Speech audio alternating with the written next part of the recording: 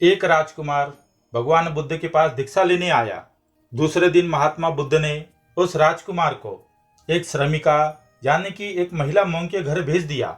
जब वह रास्ते में जा रहा था तब उसके मन में ख्याल आया कि जो भोजन मुझे बहुत पसंद थे अब तो वह मुझे खाने को नहीं मिलेंगे।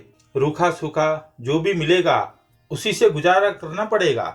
लेकिन जब वह श्रमिका के घर गया तो उसने देखा कि उसकी थाली में भोजन परोसा गया है जो उसे सबसे ज्यादा पसंद था। वह बहुत हैरान हुआ, लेकिन फिर उसने सोचा संयोग होगा, जो मुझे पसंद है वही आज घर में बना होगा। वह भोजन करता है। तभी उसे याद आया कि रोज भोजन के बाद राजमहल में 2 घड़ी आराम करता था, लेकिन आज तो धूप में ही वापस निकलना पड़ेगा। लेकिन तभी श्रमिका ने कहा, भिक्षु बड़ी कृपा होगी अगर आप 2 घड़ी थोड़ा आराम कर ले। राजकुमार को बड़ा ही आश्चर्य हुआ। जब वह विश्राम के बारे में सोच रहा था तभी श्रमिका ने विश्राम के बारे में कैसे कह दिया। फिर उसने इस बात को यह सोचकर टाल दिया कि शायद संयोग ही होगा। जिस समय मेरे मन में विश्राम की बात आई तब उसी समय उसके मन में भी सहज ही विश्राम की बात आ गई होगी कि भिक्षुक है, बहुत दूर से धूप में चलकर आया है, भोजन के बाद थोड़ा विश्राम कर लेगा तो अच्छा होगा। श्रमिका ने चटाई बिछाई और वह आराम से लेट गया। लेटते ही उसे ख्याल आया कि राजमहल छोड़ने के बाद ना तो अपने सर पर अब किसी का हाथ है और ना ही कोई छत है और ना ही बिछौना।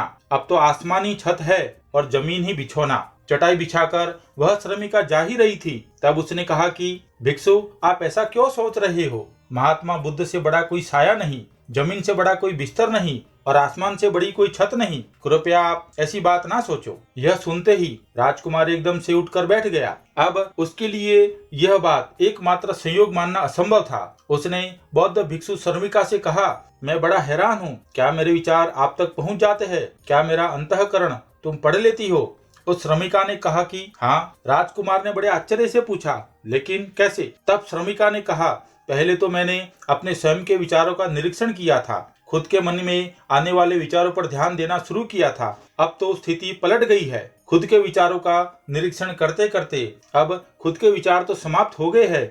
अब पूरा मन निर्विचार हो गया है। मेरे मन में खुद का कोई विचार नहीं आता, लेकिन अब तो जो भी मेरे आसपास होता है उसके मन के विचार मेरे निरीक्षण में आ जाते हैं। मैं उसके विचार भी पढ़ लेती हूँ। बौद्ध भिक्षु एकदम घबरा कर खड़ा हो गया और उसने कहा, मुझे आज्ञा दे, मैं जा रहा हूँ। उसके हाथ पैर कांप रहे थे। उस श्रमिका ने कहा, इतने घबराए हुए क्यों हो? इसमें घबराने वाली क्या बात है? लेकिन वह भिक्षु रुका नहीं। वह वापस लौटा और उसने बुद्ध से कहा, क्षमा करे, उस द्वार पर मैं दोबारा भिक्षा मांगने के लिए ना जा पाऊंगा। बुद्ध ने कहा, क्यों तुमसे गलती हो गई? वहाँ कोई भूल हुई तुमसे? उस भिक्षु ने कहा, ना कोई भूल हुई और ना ही कोई गलती। बहुत आदर सम्मान और जो भोजन सबसे ज्यादा प्रिय था वही मिला। लेकिन वह जवान श्रमिका दूसरे के मन के विचारों को पढ़ लेती है। यह तो बड़ी खतरनाक बात है, क्योंकि उस सुंदर जवान श्रमिका को देखकर मेरे मन में गलत विचार भी आए थे। वह सब भी पढ़ लिया होगा उसने। अब मैं वहां कैसे जाऊं? कैसे उसके सामने खड़ा हो पाऊंगा? उससे आंखें कैसे मिला पाऊंगा? मैं उसके पास दोबारा नहीं जा सकूंगा। बुद्धा, मुझे क्षमा करे। बुद्ध ने कहा, वही जाना पड़ेगा। अगर ऐसी क्षमा मांगनी थी तो भिक्षुक बनने की कोई जरूरत नहीं थी। मैंने जानबूझकर वहां भेजा था और अब जब तक मैं मना ना करूं तब तक तुम्हें रोज वहां जाना पड़ेगा।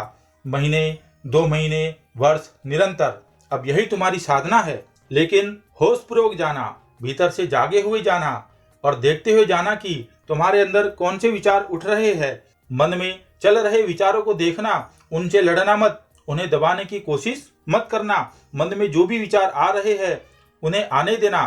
तुम्हारा काम है उन विचारों का निरीक्षण करना, उन्हें ध्यान से देखना। इसलिए तुम जागे हुए जाना, देखते हुए जाना कि भीतर मन में क्या चल रहा है।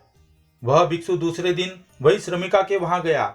वह भिक्षु रास्ते में चल रहा है, बहुत खतरे में है, अपने मन को देख रहा है, जगा हुआ है। आज पहली बार जिंदगी में वह जागा हुआ चल रहा है। जैसे जैसे श्रमिका का घर समीप आने लगा उसका होश बढ़ने लगा, जैसे भीतर कोई दिया जल गया हो। उसे साफ दिखाई पड़ने लगा और विचार घूमते हुए मालूम होने लगे। और जैसे ही घर की सीढ़ियों पर कदम रखा उसके अंदर एक सन्नाटा सा छा गया। अब वह पूरी तरह से होश में आ गया। अब वह अपने पैर भी उठाता तो उसे मालूम पड़ रहा है, अब वह सांस ले रहा है तो भी उसे मालूम पड़ रहा है। अब मन में जो भी गतिविधि चल रही है वह उसे साफ साफ दिखाई पड़ रही है।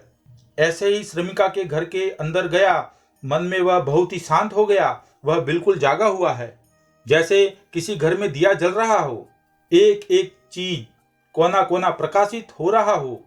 वह भोजन करने बैठा, उसने भोजन किया, वह उठा और वापस लौटा।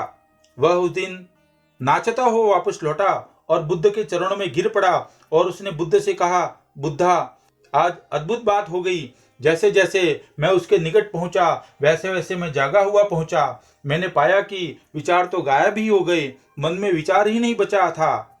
और जब मैं उसके घर में गया तो मेरे भीतर पूर्ण सन्नाटा था। वहां कोई विचार नहीं था, कोई गलत विचार नहीं था, वहां कुछ भी नहीं था। मन बिल्कुल शांत और निर्मल दर्पण की भांति हो गया था। भगवान बुद्ध ने कहा, इसी बात के लिए वहां भेजा था।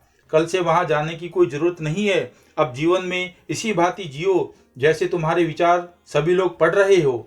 अब जीवन में इसी भांति चलो जैसे जो भी तुम्हारे सामने है वह तुम्हें जानता है, तुम्हारे अंदर देख रहा है, तुम्हारे विचारों को पढ़ रहा है।